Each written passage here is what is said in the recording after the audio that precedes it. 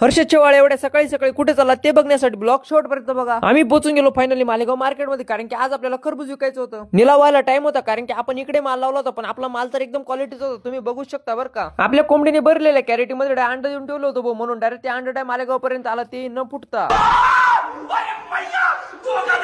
जन्माला आला याला पाणी वाहून मेला ना आपला माल सर्व विकला गेला.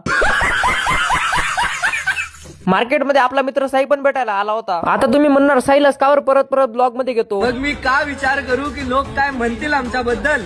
माझ्या मित्रांची साथ असल्यावर मला या दुनियेची फिकीर नाही.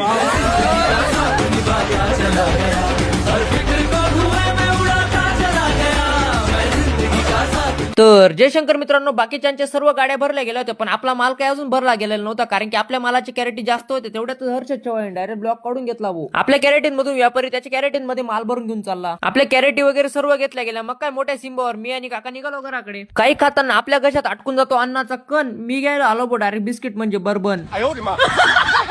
त्यानंतर मी आणि काका निघालो सटाण्याला, कारण की आम्हाला आत्यांच्या घरी जायचं. आणि तसं तर तुम्ही आमच्या गावाकडचं वातावरण बघू शकता, किती क्वालिटी दिसतंय. मौसम तो ऐसा लग रहा है दिल गार्डन गार्डन हो रहा. तेवढ्यात हर्षद शेवाळे आत्याच्या घरी पोहोचून गेला ना. हर्षद शेवाळे डायरेक्ट या कवडींसोबत खेळत होता.